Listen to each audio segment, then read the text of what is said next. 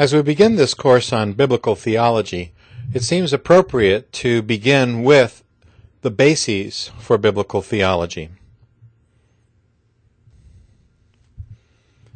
To explore this topic, I'd like to spend some time on the four tasks of theology as I understand them and where biblical theology fits in. And then to look at 6 bases for the project of biblical theology. And I'm going to suggest that these bases are biblical, canonical, communal, historical, contextual, and convictional.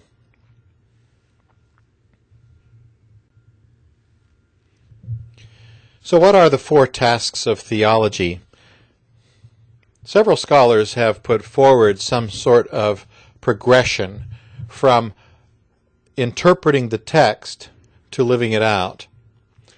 And this is done in different ways, and I would like to talk about that here and also show where biblical theology fits in the progression of tasks. Now, in actual fact, none of us really start with exegesis, or seldom do.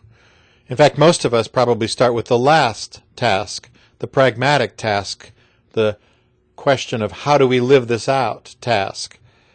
And we start with our current practices and our convictions, the third task, and we kind of move back gingerly towards exegesis.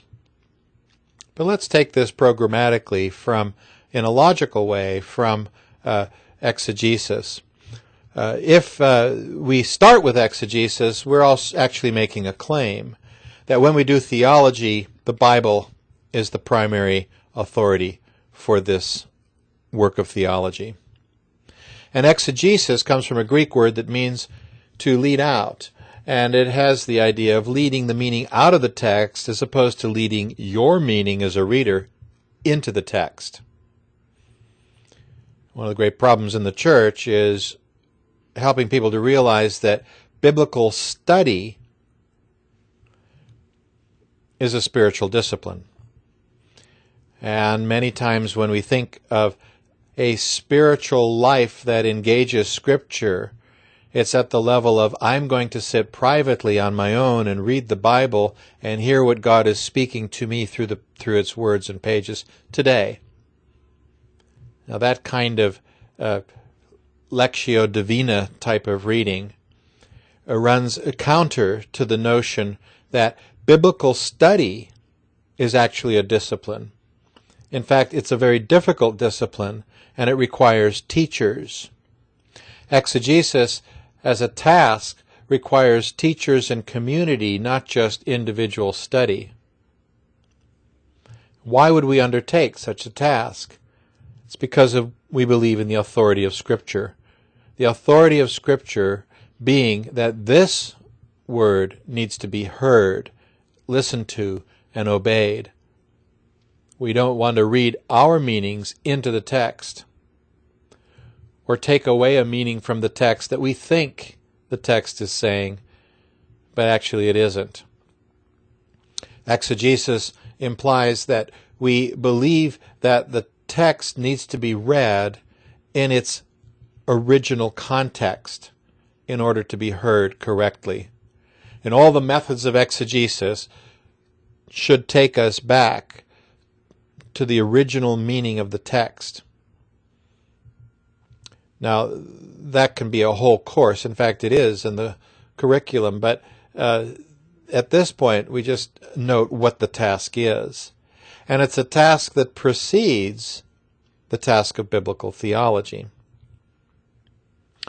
The relationship between exegesis and biblical theology is the relationship between the trees and the forest. Exegesis might look at a specific passage. A pastor may exegete a passage to preach a sermon on a Sunday morning. But biblical theology needs to look at the entire witness of Scripture. Not a passage, and not only just a book or an author, but the entire witness of Scripture. And so we move from exegesis, looking at a passage in a book by a certain author, to looking at the whole canon of Scripture and asking the question, what is the unity and the diversity of Scripture? Now, unity is something that we might assume, that there is some kind of unity in the Bible, and some people might talk about that in terms of Jesus as central to Scripture, or God's work of salvation through history as central to Scripture. And this idea is of some kind of center is working with the notion that the Bible has a unity. Now, there are other ways to talk about unity than using the word center, and center actually implies a kind of system of thought. You don't talk about the center of a story. So if you think about the Bible as a unified by a story, then that's a very different concept from thinking about its unity in terms of a center. It might be the story of salvation. Martin Luther said that the unity of Scripture is found in the centrality of justification by grace through faith. And so that teaching on justification is what gives meaning to all the other theological teachings of Scripture. And so that is one example of a center idea. We're going to be exploring in this course the idea of narrative as a key way to understand the unity of Scripture. But there's also diversity in Scripture. We don't anymore talk about divinely appointed kings over a nation of a certain ethnic people, the Israelites, in a land that was given to them by God. That's not what we think of when we talk about our local church and authority in the church. And so there are some things that give way in Scripture. And while it may be that they still have implications and significance for us today, it's not as if we still follow them in a literal way as the Israelites might have in the Old Testament. And so biblical theology wants to look at both unity and diversity of Scripture. It wants to look for development in Scripture as well. Now we move next to the convictional task of theology. One way to understand the convictional task of theology is to talk about developing a system of theology. Now, the idea of a system is that you have a complete whole and the relationships are well thought through and worked out, how one piece fits to the other. And in a system of theology, you might have Scripture speaking very directly to a certain part of your system, but another question in your system might not really have scriptural warrant.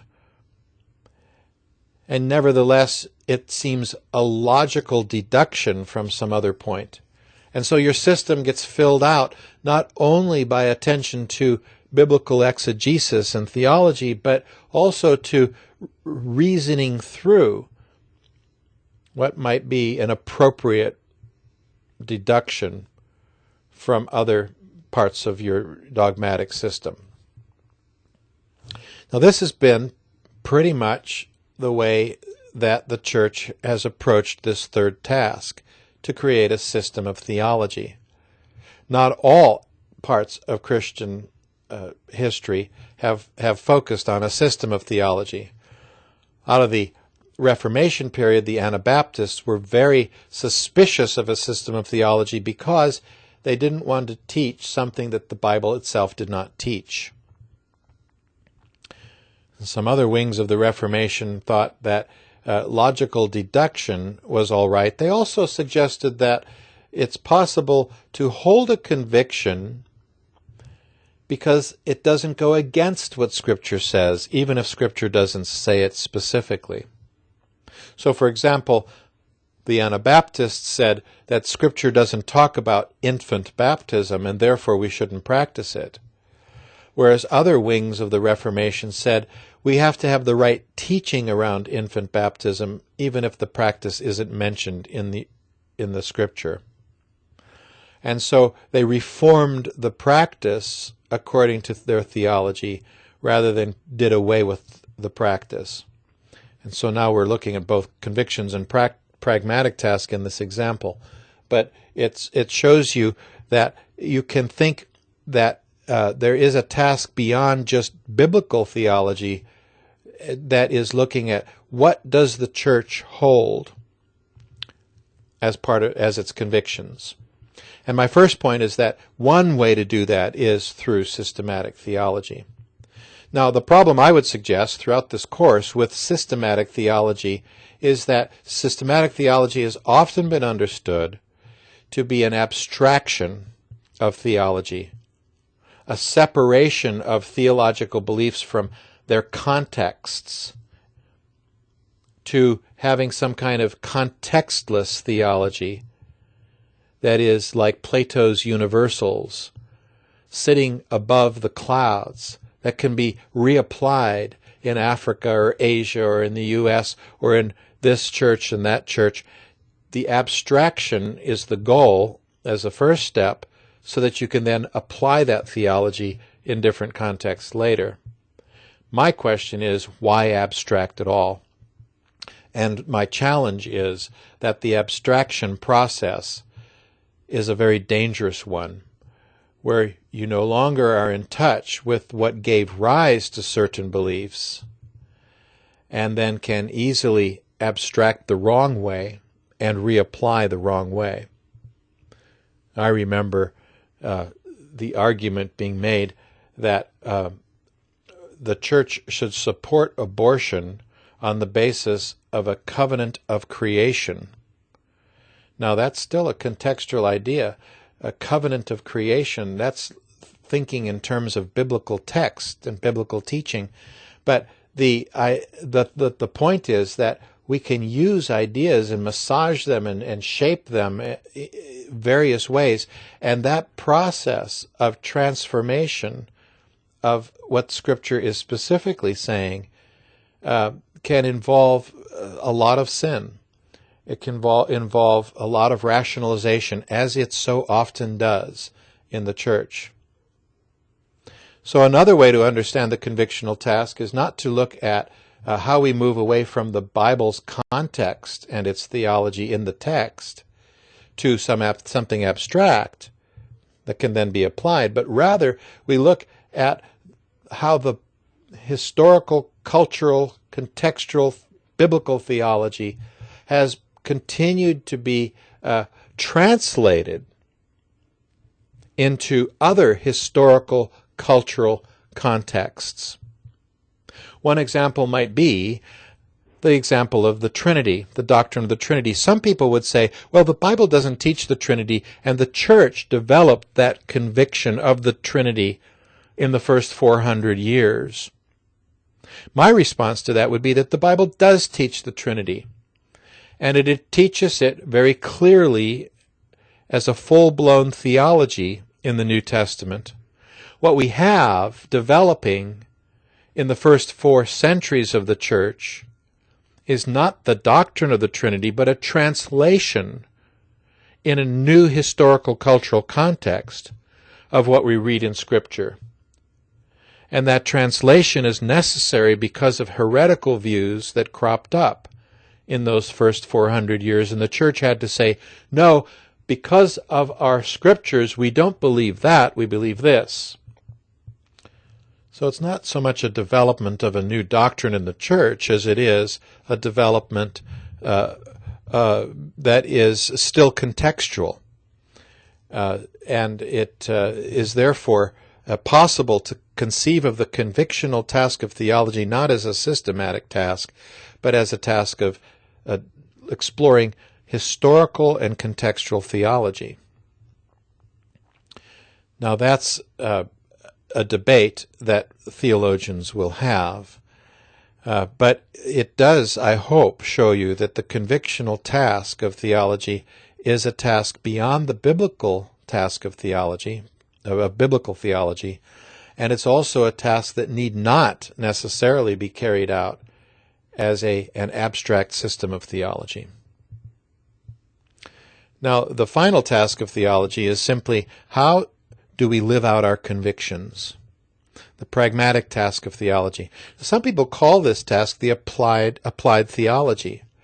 And that language of application assumes that convictions are worked out in terms of an abstract system. Having abstracted the system of what we believe, then we have to apply it in different churches and different traditions and different cultural contexts. But the pragmatic word isn't assuming that application of contextless convictions is what's going on here. So by using the word pragmatic, the question is simply, how do we live out our convictions? It may be that two churches are opposed to abortion.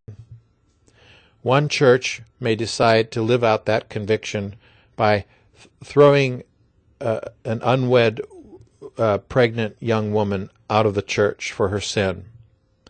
Another church may live out its conviction by creating a kind of community that cares for that sinner.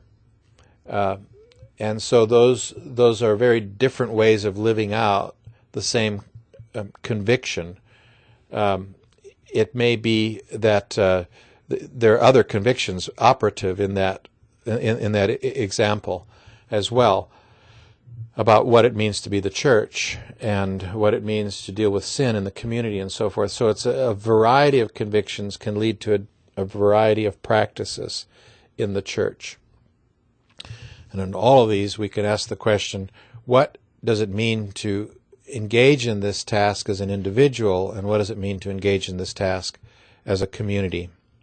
And as we move to the convictional task and the pragmatic task, we have some serious questions to ask about our Christian tradition and our experience of the local church. But I end there with that point because so often in Western contexts we think of all of these tasks in a very individualistic way. But all of these tasks can be thought of in terms of corporate involvement, from exegesis to biblical theology to the convictional task and the pragmatic task of theology. And so just as we move from beyond this introductory point to looking at the basis of theology, you can see here how biblical theology fits in to other tasks of theology. It is one of four. We turn now to look at 6 bases for doing biblical theology.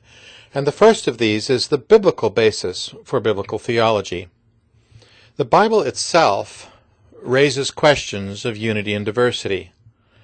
And as we explore that, we also have to ask the question of how is there a development in Scripture, historical and theological, and what role does salvation history per se play in this? This is what we'll look at for the next few slides. First then, regarding unity, the historical narratives call for an understanding of religion in terms of an unfolding story.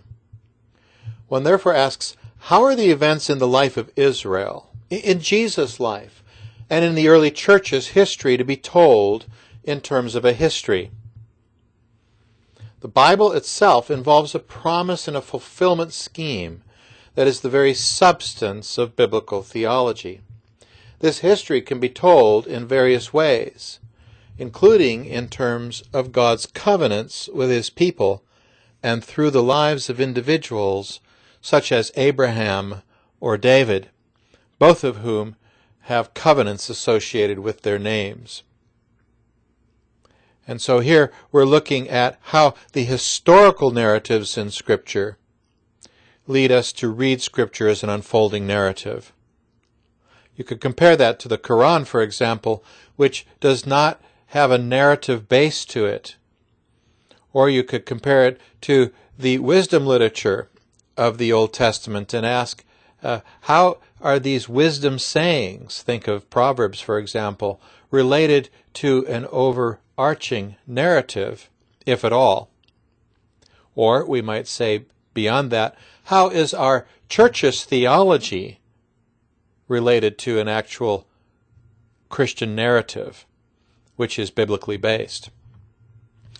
Nevertheless, the biblical thrust for doing biblical theology comes from the fact that we have many historical narratives in Scripture, and other types of literature, say for example Paul's epistles, relate to that narrative of Paul the missionary taking the gospel to the Gentiles.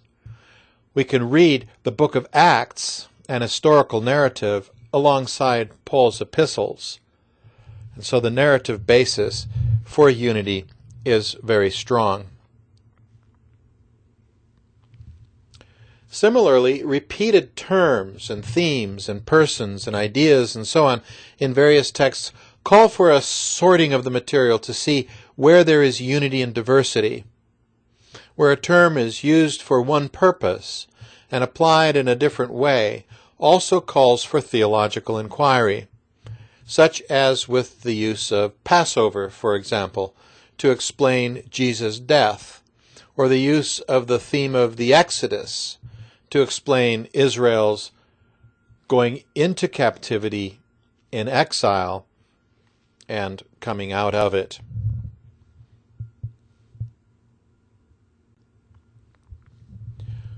The prophets can be understood as covenant enforcement officers. The covenant given by God to the people of Israel through Moses in Sinai. The prophets look at the rules and regulations of this legal covenant and look at the punishments that the covenant says will take place if people don't obey it, or the blessings that will take place if people do obey it. And the prophets then apply that to their contemporary situation. They say, you are not abiding by the covenant, therefore these things will happen, or you are, or perhaps you should abide by the covenant, and then these blessings will take place. So the prophets look back to the Mosaic covenant, and they are foretellers of what will take place because of the covenant God made with Moses and the people of Israel. The prophets interpret the present situation of Israel in terms of the Mosaic covenant, and they foretell what is to come. Just how the past, present, and future are related covenantally produces a biblical theology. Furthermore, the use of biblical texts by other biblical texts provides a way to examine the relationship between these texts. If the prophets look back to the covenant made with Moses, or if the New Testament looks back to the Old Testament, there is an internal linking of texts that we can observe and we can explore as part of the biblical theology task.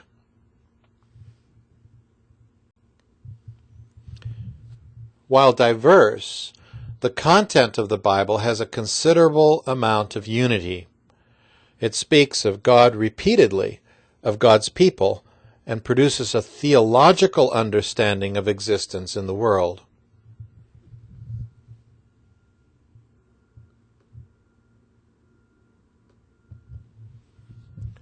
Well, if the Bible itself points to aspects of unity, there are also clear aspects of diversity in the Scripture.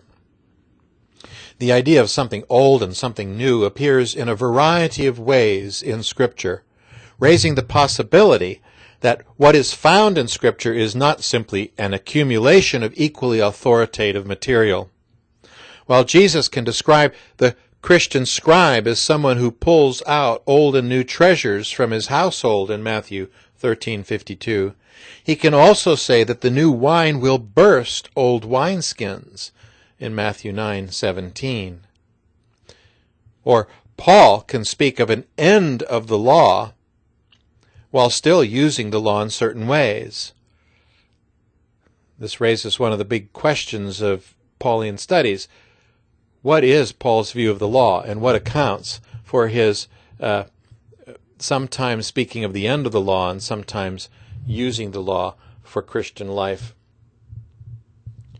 The diverse genres in Scripture, the diversity of authors and time periods and languages, Greek, Hebrew, and Aramaic in Scripture, the different historical situations and so forth, create an expectancy that these texts will be diverse in a number of ways.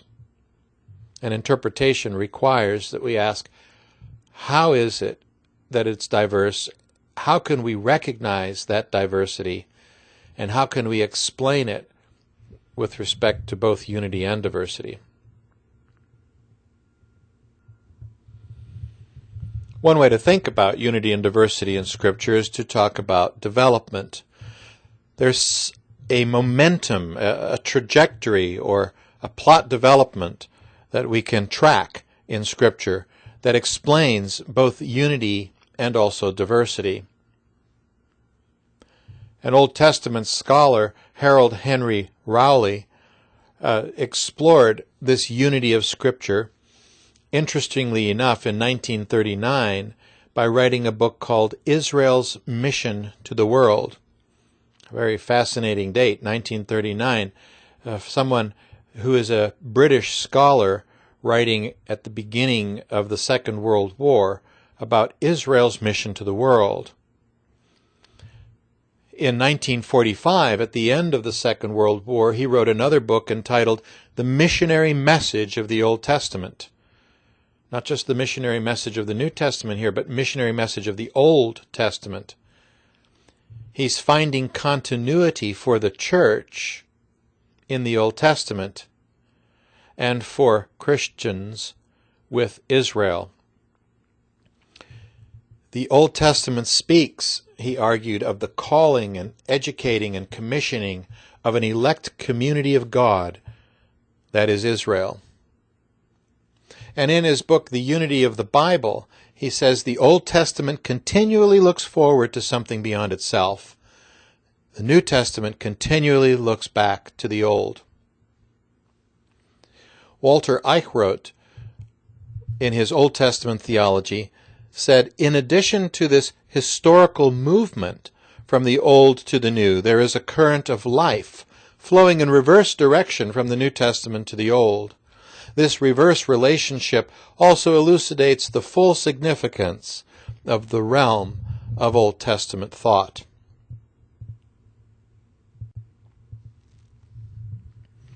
H. Wolff, a well-known Old Testament scholar, said the total meaning of the Old Testament is revealed in the New Testament. And Klaus Westermann said, the Old Testament already knows promise and fulfillment, but this is carried forward into the New Testament, particularly since the Old Testament involves ever-increasing promise.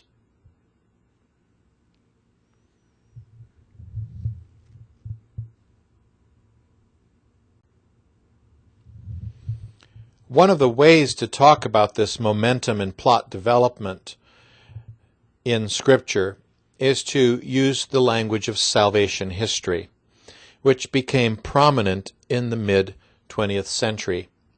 And one of the key persons for this in the Old Testament studies area was Gerhardus von Rad. He wrote a 2-volume work called Old Testament Theology. Von Rad said that there is not a dogmatic center, but rather an organizing framework for the Bible. And in this, he's critiquing that notion that we are going to read the Bible through the lenses of some systematic theology in order to find the unity. Rather, he sees it as a unity within the text itself of the canon. And it's not a dogmatic, but rather some kind of organizing framework. And that organizing framework, he argued, is best understood as a salvation history. It's not necessarily a history in terms of the actual events and trying to work out how they happened when, but rather the story, the narration of the history that is the organizing framework. That's what salvation history was for von Rad. And so he spoke of the Deuteronomistic history, the saving history with judgment and salvation. And the book of Deuteronomy provides us a key understanding of what this salvation history is. He spoke of it as the center of the Old Testament. The prophets, moreover, speak of a future salvation history with a focus on God's actions. And the Psalms and the wisdom literature express Israel's answer to God's actions in salvation history. Salvation history involves both promise and fulfillment, culminating in Jesus Christ. He said that the Old Testament is a book of ever-increasing promise. We conclude looking at the Old Testament with a sense that there is still a fulfillment to come. That fulfillment is provided in the New Testament. A New Testament scholar by the name of Oscar Kuhlmann explored salvation history from the New Testament side.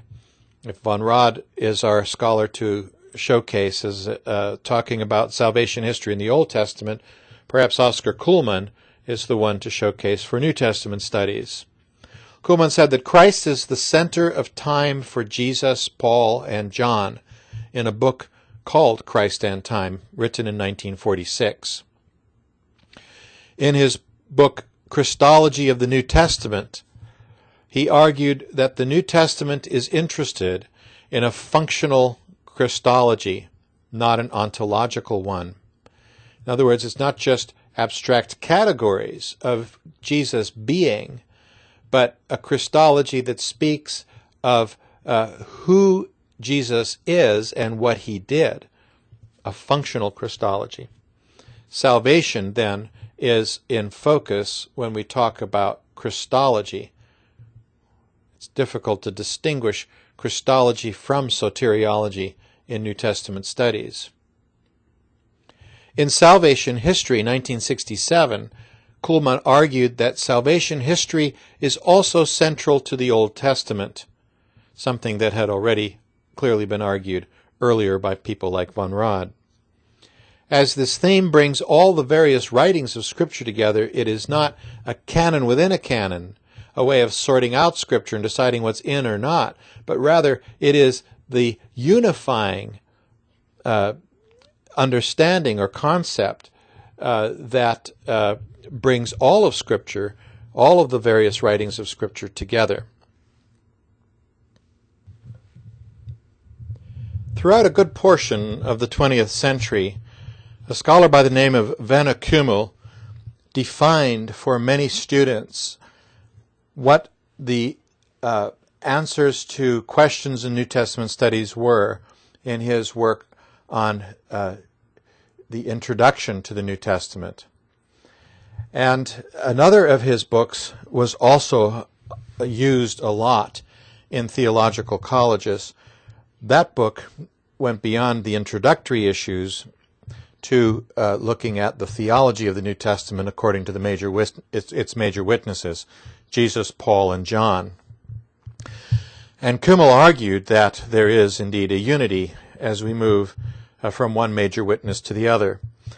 He said God has caused his salvation promised for the end of the world to begin in Jesus Christ, and that in this Christ event God has encountered us and intends to encounter us as the Father who seeks to rescue us from imprisonment in the world and to make us free for active love. There's an attempt to encapsulate the unity of the New Testament and the unity of Jesus, Paul, and John. There's some neo-Orthodox language in here of Christ event and our encounter with that event, and I would much prefer other wording than this.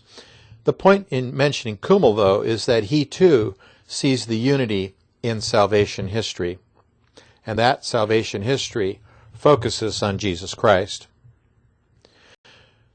Out of the list of scholars noted here, Daniel Fuller is more on the evangelical side, and in his a well-known book, The Unity of the Bible, published in 1992, he also expressed the unity of Scripture in redemptive history, or salvation history.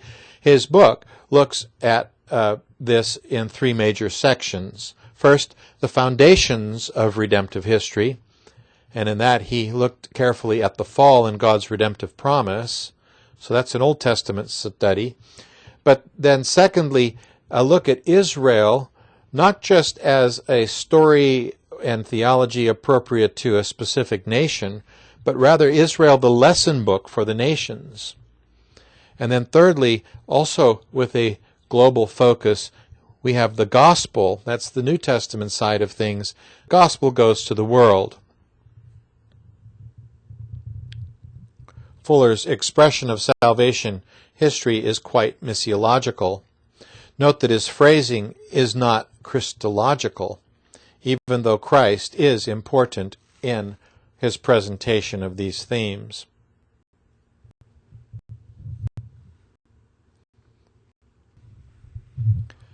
A second basis for biblical theology is the canon. The notion of authoritative writings that are given by God is present in Judaism in the first century, in the time of Jesus in the early church, and is also found as an undisputed fact in the New Testament. The church simply added apostolic writings to the list to create a New Testament, also with canonical authority. The development of a divinely inspired canon of Scripture carried with it a conviction that in these documents one would find a consistency. The recent notion that the diversity of the canon allows a spectrum of options for Christian communities today is not found within Scripture or in church history. Moreover, the same Spirit that inspired these writings also now indwells believers, such that the new covenant involves a consistency between what God's law requires and how believers live. We might further say that the canon creates new meaning as texts are placed together. What does it mean to read Old Testament texts talking about a Redeemer from Zion alongside New Testament texts that tell us about Jesus and the redemption he provided in Jerusalem on the cross? New implications and new significance arises as a result of incorporating various texts into a single canonical Bible. Analogical and typological relationships occur to the later readers. We look for analogies. Jesus' miracles are like Elijah's and Elisha's. His teaching is like Moses' teaching in creating a community of righteousness for God. Jesus' rule is like David's as he fulfills the role of Son of David, the Messiah. And his sacrifice is like certain Old Testament sacrifices, and so forth. The canon then provides us a place in which to explore relationships in authoritative writings and not outside of them. A third approach to a basis for biblical theology has to do with the community. The notion of a canon is integrally related to that of an authoritative community. The canon both shapes the community and the community affirms the canon. The community is also involved in the shaping of the canon rather than simply at some endpoint affirming a particular collection of writings as canonical. And so there is never a separation of events from their interpretation, but always an authoritative interpretation of events, as well as teaching, practices, and so forth in the community. The community can be corrected when it deviates from biblical teaching. Biblical theology is a way of asking if the community's, that is the church's theology, is really biblical.